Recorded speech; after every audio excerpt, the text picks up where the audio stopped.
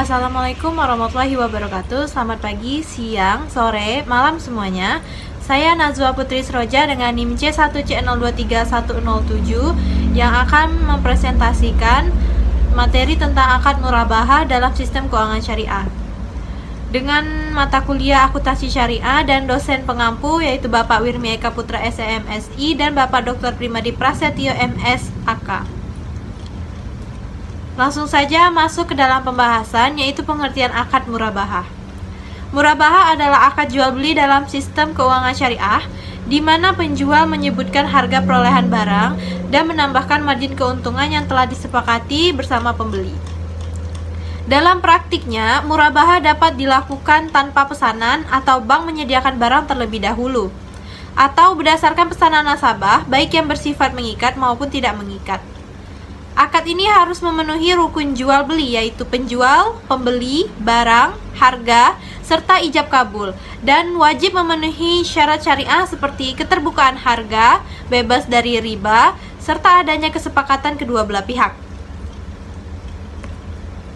Selanjutnya, jenis-jenis akad murabahah. Yang pertama yaitu murabahah dengan pesanan. Murabahah to the purchase order. Bank atau penjual hanya akan membeli barang setelah ada permintaan dari nasabah. Pesanan ini dapat bersifat mengikat atau nasabah wajib untuk membeli, atau tidak mengikat, nasabah boleh membatalkan. Jika bersifat mengikat, risiko tertentu seperti penurunan nilai barang dapat menjadi tanggungan pihak yang disepakati.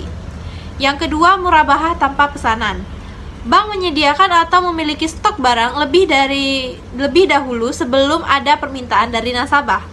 Transaksi ini tidak bergantung pada pesanan tertentu sehingga bersifat fleksibel dan tidak mengikat.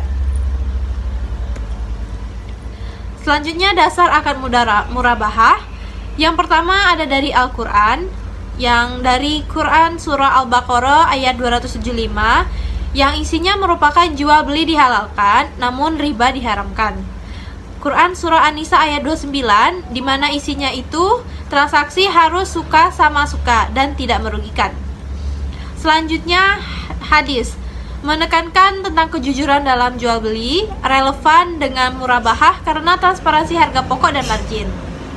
Yang ketiga, fatwa DSN MUI 004/DSN MUI _4/2000 menjelaskan tentang murabahah, yaitu jual beli dengan penegasan harga pokok plus keuntungan.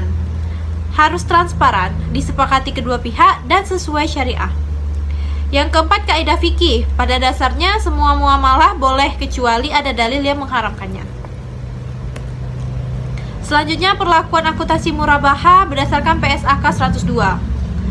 Dalam PSAK 102 mengatur akuntansi murabahah dalam lembaga keuangan syariah, diterbitkan oleh DSAK IAI tahun 2007, menggantikan PSAK 59. Kini kewenangan standar syariah berada di DSAS IAI.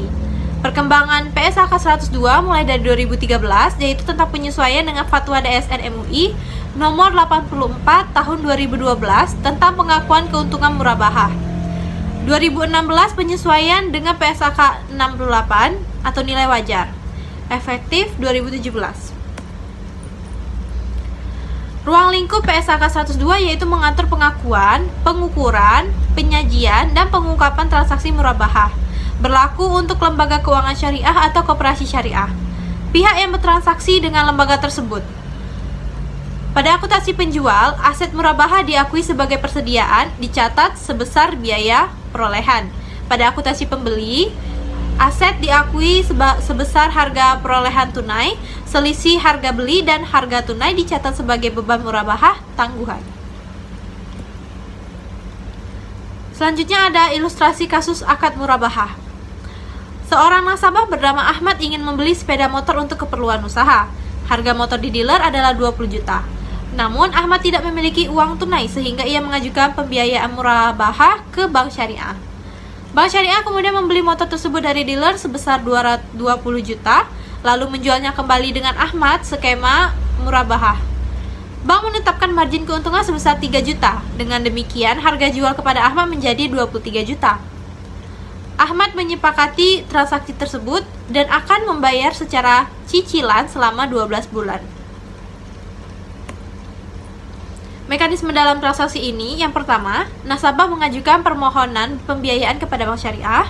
Yang kedua, bank membeli barang sepeda motor itu dari supplier atau dealer.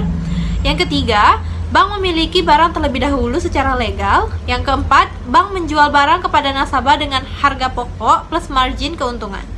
Yang kelima, nasabah membayar secara angsuran sesuai kesepakatan. Nah, perhitungan cicilannya sebagai berikut.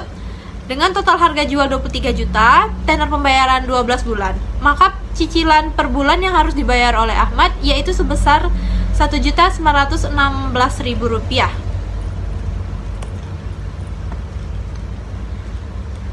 Dalam jurnal akuntansi sederhana yang diatur oleh PSAK 102, saat bank membeli barang, persediaan murabaha pada kredit, kas pada debit, sebesar harga perolehan barang 20 juta. Saat barang dijual ke nasabah, piutang murabaha pada debit 23 juta, persediaan murabaha pada kredit 20 juta, keuntungan murabaha ditangguhkan 3 juta di kredit. Saat penerimaan cicilan per bulan, kas pada debit, piutang murabaha pada kredit, pendapatan margin murabaha pada kredit.